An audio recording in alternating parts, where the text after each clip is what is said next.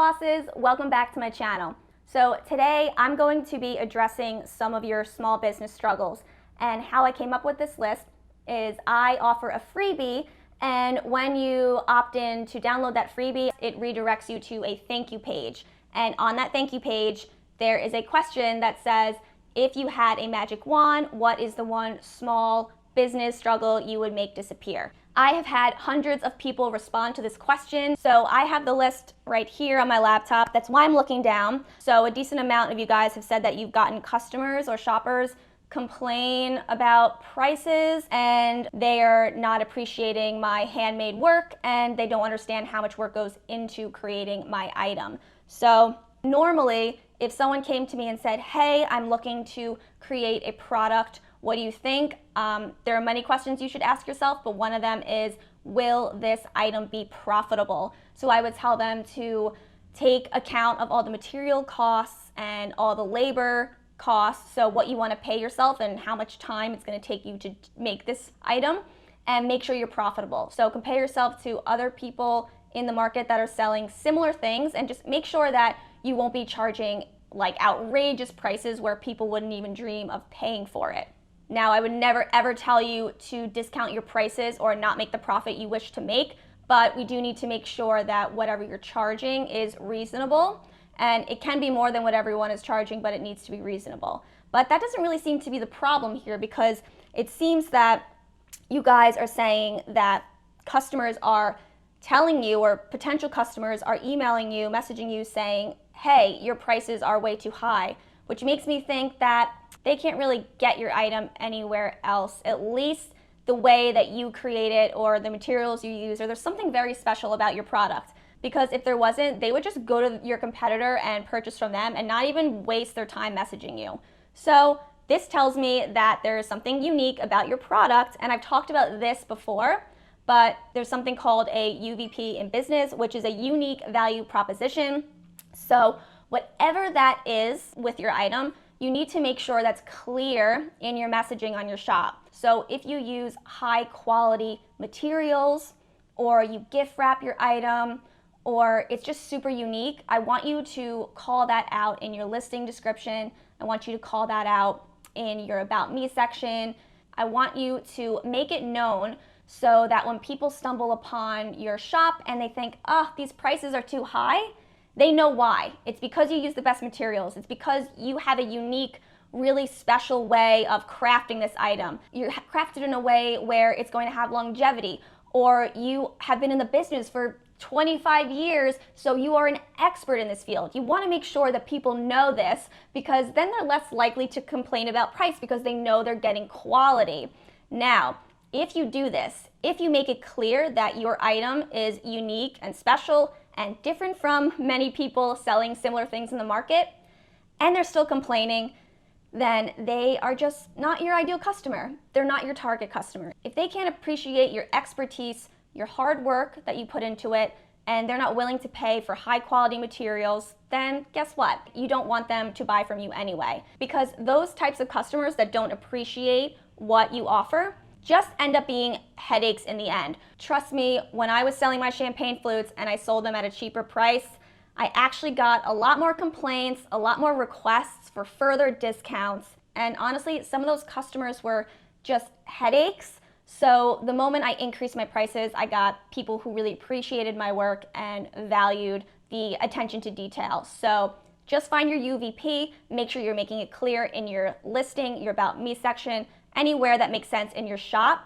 And if anyone complains about prices again, well, it doesn't matter because they're not your ideal customer. Okay, so another person asked a very long question, and I wanted to address it. So I'm going to try to summarize it. She basically said that she hates when people tell her to drive her own traffic to her Etsy shop. She thinks that Etsy is already a marketplace, and that if she was to drive traffic anywhere, she would drive it to her own website. She goes on to say that she thinks it's insane because there are competitors on Etsy, so why would you drive your own outside traffic? Why would you put that work into driving it to your Etsy shop where there are competitors? And then she asks, is it really impossible to make 6 figures using marketplace search engine alone? Okay, this is kind of like a two-part question. The first question being Etsy versus website, pros and cons. Why are we even selling on Etsy in the first place? Why don't we all just have our own website? And then once you have the answer to that, so let's say you decide on having an Etsy shop, the next question is, why would we drive traffic to our Etsy shop if competitors are there? Well, let's answer the first question. So reason number one why you'd actually want to sell on Etsy versus a website is that the startup fees for selling on Etsy are relatively low. It's 20 cents to list your first product, and then Etsy takes 5%, and then there are transaction fees because of credit cards and PayPal, etc. Basically, the startup costs are pretty low. The thing is, with your own website, there are still costs. So there are monthly costs. It's usually like $20 or $30 a month to just host a website using like Squarespace or Shopify. So you do have to pay those monthly fees. You don't have to pay that for Etsy. And there still are transaction fees on those sites. It's also by plan, so you can have like the basic plan, the pro plan. So even if you upgrade it to pro to get the 0 transaction fees, then you're paying more than 20 or 30 a month. Maybe you're now spending 40 a month to get that 0% transaction fee. And there are still credit card fees involved too. So you really have to ask yourself, is starting my own website really worth it? So let's say Etsy charges you 5% and then you upgrade to like the $30 or $40 a month plan on, let's say, Squarespace or Shopify. So is that 5% that Etsy is making more than $30 a month? Well, if it is, maybe it's worth it to have your own website, but not necessarily, because reason number two, yes, Etsy has competition, but that's because it has a built-in audience. It has built-in customers. So you don't have to do all the work to drive traffic to your own website. Etsy does the work for you. And typically it is quite difficult to start driving a lot of traffic to your site, especially when you're a new business. So Etsy, it's great for a beginner. Now, part two of this question is, why do we drive traffic to our Etsy shop?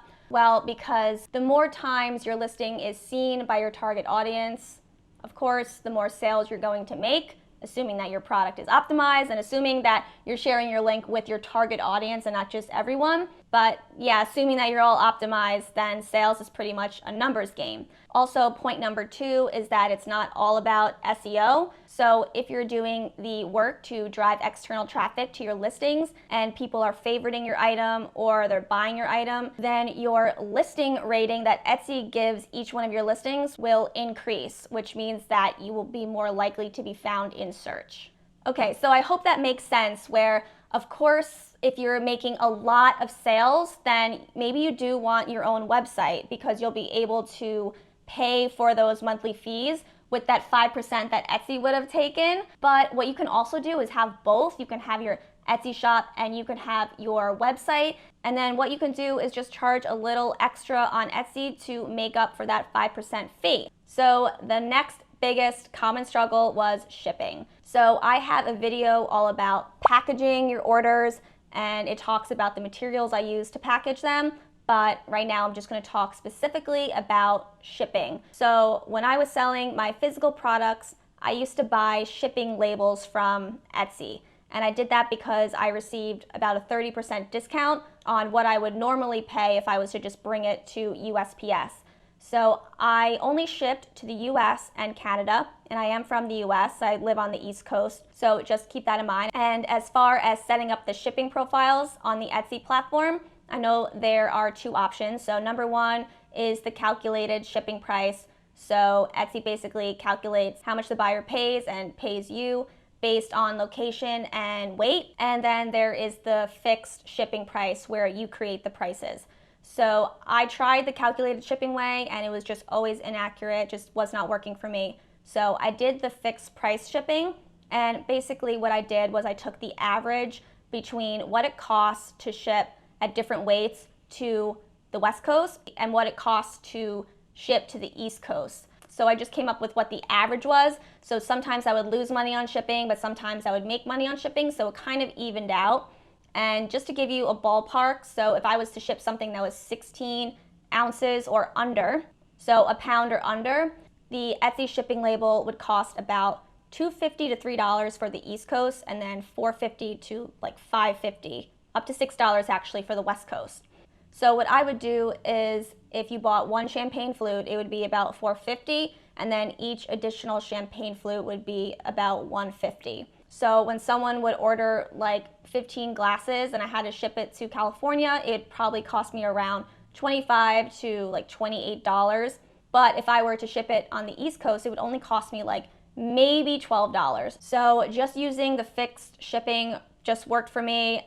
You do what works for you, but that's what I did. And now Etsy actually has the presets that you can create, which was rolled out near the tail end of me selling physical products.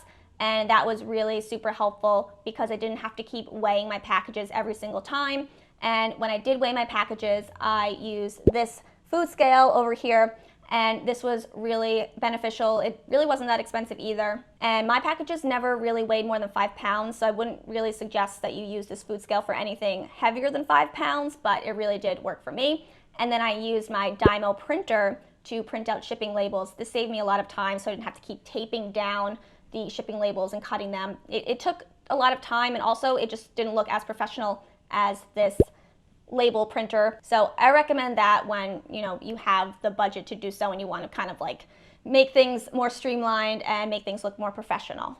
Now, there were 3 more very common questions, but I'm just going to kind of quick fire answer them because they're pretty simple. So, well, at least 2 of them are. So one of them is customers not reading listing descriptions. So if you're getting complaints or your item is not what your customer expected, then I want you to think about either taking what is in your listing description that they're confused about and moving it closer to the top because they might just not be reading it the whole way through. Or what I do is I include a little infographic in my photos because most likely people are looking through all the photos, but they might not necessarily read the whole listing description. So however and wherever you can be the most clear, then that's what you want to do. So just include those details in the photo section of your listing.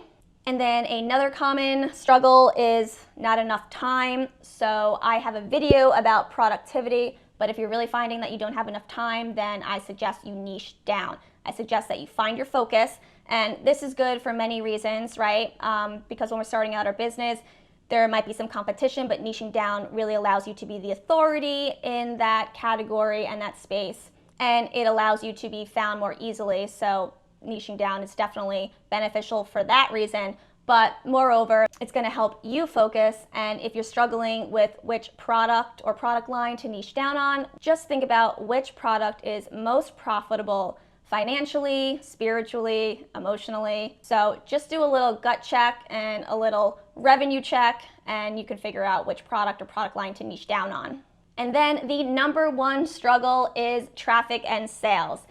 And did you know that there are only 4 ways to increase your Etsy revenue? Yep, there are only 4 ways. And I'm actually going to break it down and explain those 4 ways to you, but it's going to be a doozy, so I'm actually going to do that in the next video. So if you're interested in seeing that video, then subscribe to this channel, hit the notification bell, and if you like this video, give it a thumbs up, and I look forward to sharing that video with you next week. But anyway, I hope this video was helpful, and as always, thank you so much for watching, and I'll catch you in the next video. Bye, guys.